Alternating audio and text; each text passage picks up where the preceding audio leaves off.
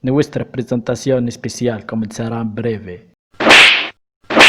Today I'm speaking about my favorite manga, Berserk. I discovered the Golden Age arc by coincidence on my old brother's laptop when he came back from college. I watched it and I liked it. It was clear that I wanted more. I watched the second one, then I waited for the third one. My appetite for Berserk was not satisfied, so I watched the old anime. Although it had more to offer than the movies, it was the same for me. I wanted more. I never read a manga at that point, so I waited for something. Anime, movie, etc. Sometimes in 2015 I started reading it. The translation to my native language was really bad and heavily censored. I've read the Black Swordsman arc, then I jumped the Golden Age because for me, I've already consumed it.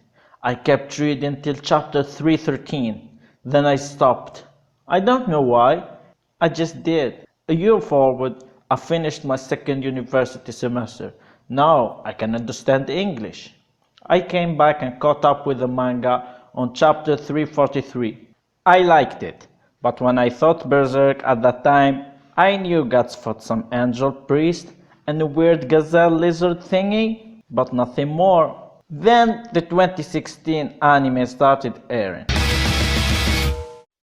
I saw the trailer and decided fuck that.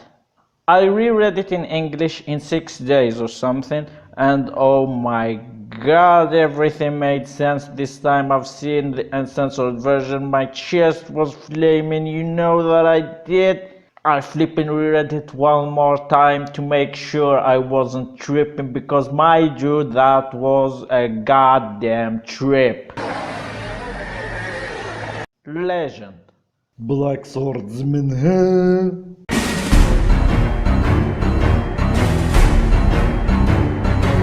The Black Swordsman arc for me is good. How good? If I had to choose between Barbary Fig and the Black Swordsman arc, I would choose the Black Swordsman arc. Guts is passing by phase. He likes no one. He trusts no one. His eyes only see violence. He speaks violently. According to Puck, Guts is afraid and angry, and those emotions fuel the journey of vengeance in which Guts killed many apostles. Funny enough, every apostle says, "Ha! A mere mortal can't kill me," but Guts kills them anyway, saying some edgy shit like, "Where are the god hands?" I don't know exactly what he says, but he says edgy shit whenever he finishes anything. Seeing Femto and the god gang in those stairways gave me the impression that the soul room from Yami Yugi's mind was in the depth of the astral world all along. Plus, it was the only time someone refused to sacrifice. The Count. Golden Age, huh? The Golden Age arc was gold. Gold, Madzia. I mean, Guts is the only character that I followed his story from his birth and it made sense. Just hear me out. When you see grown-up Guts, either edgy Guts or Gattosi, and then think the Golden Age arc, find your answer. Why Guts hates being touched? Because of Donovan. When you see Guts ragingly, is that even a word, cutting apostles, you think Eclipse and stuff. Guts joins the band of the Hawk against his will, but he grows to like it. He likes the company of Pippin, Judo, Gaston and the others. What he didn't like is how Griffith views him when he heard him talking to Princess Charlotte after the Assassin chapter. Consequently, the idea of finding a dream started to distress Guts. He tells Casca he's leaving the band of the Hawk as he feels he does not belong there anymore. He leaves the band of the Hawk and have an adventure. A year later he hears stuff that leads him back to the band of the Hawk, falls in love or realizes that he loves Casca, goes on to rescue Griffith.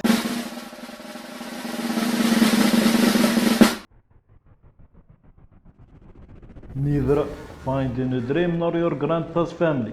For me, Berserk is like a fever dream. I read and I open my mouth every time because I can't predict what will happen. I mean, look at the Ganeshka skullface Griffith thing. Guts and Casca's love story was gradual, and it made sense for me at least. I never liked the "you are mine" shit Griffith rains upon Guts whenever he desires, so I liked Guts' choice to leave the band of the Hawk. Conviction, huh?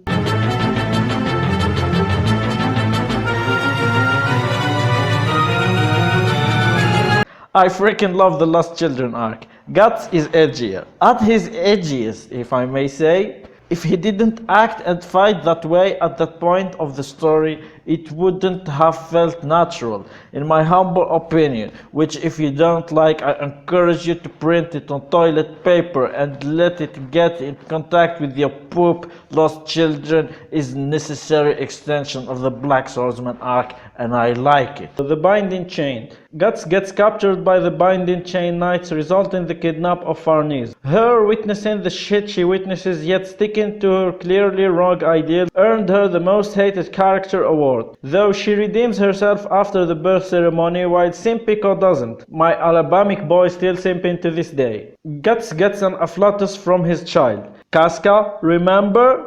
She's in danger. Go save her, you big boy. Meanwhile, Casca meets best girl Luca.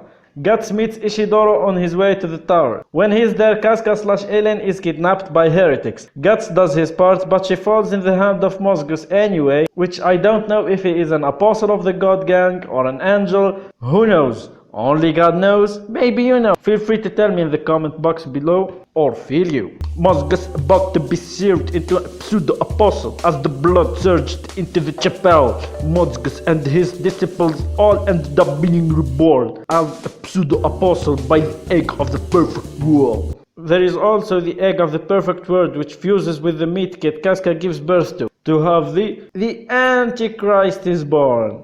Bear with me. Reborn Griffith has godlike powers of communicating with the dead. Obviously, he is one of the 5 God Gang. He brings filthy peace to the world. Everyone follows the godlike. Back to the scene. Ishidoro goes, "How killing one woman would save all those motherfuckers?" And Farnese makes and at this, the disbeliever was confounded. Meanwhile, Mosgus goes, "You fucker disbeliever who does not pray, I shall pass God's punishment on you." And Guts be like, "I don't pray and wait for miracles, you dumbass. I flip and do it myself." Acts a bit romantically and he raises him with his sword and throws him to meet his god, as his god gets reborn to the physical world. I'm still sitting in my car and waiting for my god. So sad. The arc ends with Guts taking his girl and running through cushions. Griffiths flies with fucking Zod and side gang try to catch up with Guts. Welcome of the Millennium Empire, huh? It's a plane, it's a bird, it's a Zod carrying God. Wait, what?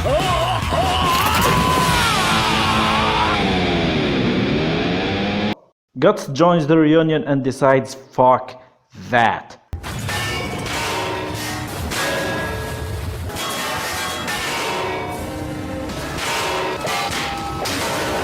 And Griffith decides his heart ain't wavering, so he flies away. Now they backpack into Elfheim for Casca. Meanwhile, Griffith is performing miracles and winning a holy evil war. Guts gets possessed and hurts Casca. As a result, she becomes afraid of him. Calling the digital base. Casca's sitter is here. Plus 1 bonus Ishidoro. Tulin. They stumble upon Flora's forest mansion. They take Shiriki and do a side quest. Casca and Sakura get lost. On the save, Guts fights Lan and gets his soul wounded. Skullkul pulls out a Bailey dildo out of his tonsil and smuggles Guts out of that cave through another layer of space. Weather update. The tree mansion is burning and wounded Guts is like, "Darkness imprisoning me. All of the sea. Absolute vehemence, berserker armor has taken my sight, taken my speech, taken my hearing, taken my arms, taken my legs, taken my soul, left me with inhuman forcity." If a dwarf makes something this powerful, how powerful is he? Now we run. Also, Guts now have a cowlick. As they chill, Skullkul tells Guts Casca can be Casca again. Also this kid. Setting foot in Britannis. Side gang makes friend with Sonya and Mute. Farnese visits home to acquire a ship for the Darkness crew, makes a deal, marriage in exchange of a ship. Guts converts to Luffyism and crushes the Tea Party. Roderick falls for Guts and decides he will lend him a ship. Weather update. War between Kushans and Midland is still going, and this party is on fire. Guts rejects Ganishka's offer because he could not care less about some feud between 2 monsters. Enter Zod, the Horned, and falls like a princess between Guts' warm hands. Ever heard of Gaia the Dragon Champion? Get ready for this. Now, you might ask why they did it. In my humble opinion, God sorted his priorities and Casca's safety is on top. He's already on top of Zod and Ganishka is targeting Guts and everyone else. The safest choice for his priority is to get rid of Ganishka so he can set sail. And Zod is waging a war. After the blow, Zod uses some formal logic and decides to let him go. While riding the sea waves, an astral wave hits the gang. What happened, you might ask? Skulkul fucked up the whole world, mistakenly killing Ganishka, who made up a made-up Behelit and turned into a tower with tentacles. Plus, Farconia is now a thing. Fantasia, huh? We kick the Flying Dutchman. We land on La Isla Bonita and befriend the Lonely Mermaid, thus befriending the whole species. Flying Dutchman, round 2. Fight! Wait a minute. It's not the Flying Dutchman, it's a giant sea god. And his heart beats earthquakes. Guts kills him anyway. They land and encounter some beautiful Fantasia. Casca is back, Skulkul is back. Peace. And be wise, huh?